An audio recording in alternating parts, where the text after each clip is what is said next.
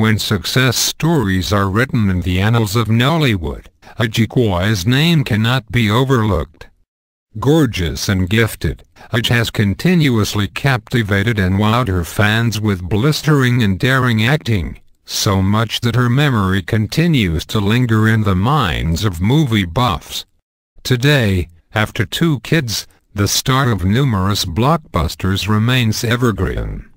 She is not only relevant in the industry after about 11 years, but has also broadened her horizon to become multifaceted and a sought-after diva. In the interview below with Entertainment Express magazine, the soft-spoken entertainer delves into marriage, career among other issues. So when and how did you meet your husband? It was really not love at first sight. I personally don't believe in love at first sight. I believe in working it out, knowing ourselves, to see if we are compatible. So that is what exactly happened between me and my husband. We were friends at first and it was going on like that till we got married in 2005.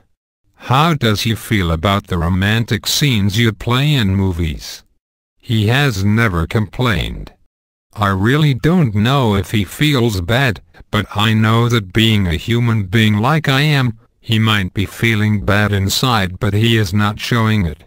He encourages me a lot. He is always there for me. Besides, he doesn't watch my movies. So where is that lucky man from? He is from Imo State and I am from Nollywood, in Anambra State. What is one good thing that marriage has done to you? I think it has made me more mature. Your last born is about 2 years. How soon are we going to be celebrating the arrival of the third one? I believe God's time is the best. But would there be anyone by this time next year? Actually, we are not ready for any other one now. We are taking a little break from childbearing. After 2 kids, you still look youthful. What is the secret behind this? Really? Maybe because I'm slim naturally. Apart from that, I exercise a lot. I do all kinds of exercises from cycling to normal stretching. I think that is what has been helping me to stay in shape. How far can you go to interpret a role, especially explicit roles? I do everything within my capacity to ensure that I perfectly interpret my roles. But one thing I cannot do is to go stark naked. But I could do other sensual roles, but for nudity, I wouldn't. Our society abhors it. What about such things as smoking, as some of your colleagues do? Why should I smoke? Has anybody told you that I smoke? I don't have to do that. I don't do it and I don't think I will ever indulge in that if that is what you are asking. But some of your colleagues do. Do you see anything wrong with it? I think that is their personal business. I don't have anything to say about that. I don't interfere in someone else's private life, as much as I don't want anybody to interfere in mine. Most of your colleagues are said to be into each other. How have you been coping with their amoral advances? I've never encountered one. I don't want to doubt the existence of such, but I've never encountered anyone. So I can't be talking about what I don't know about. Generally, what is your view about the act?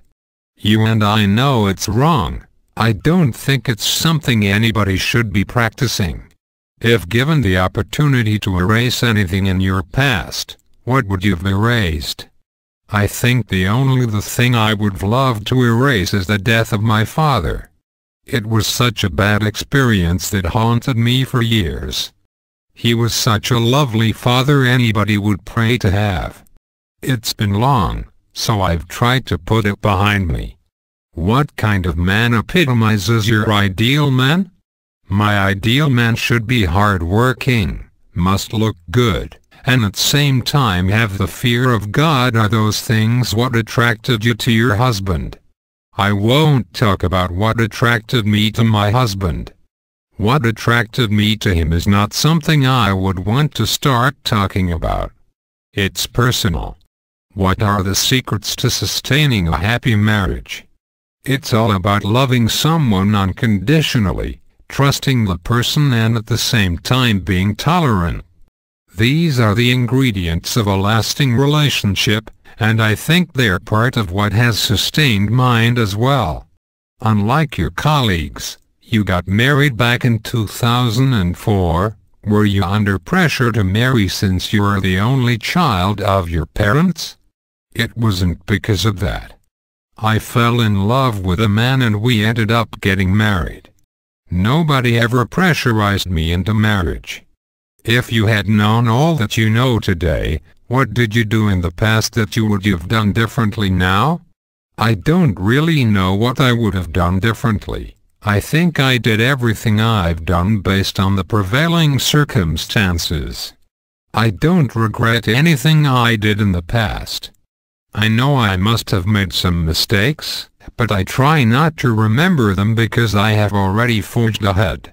Whatever mistake I made in the past has been confined to history. I'm now looking ahead to what the future has got to offer.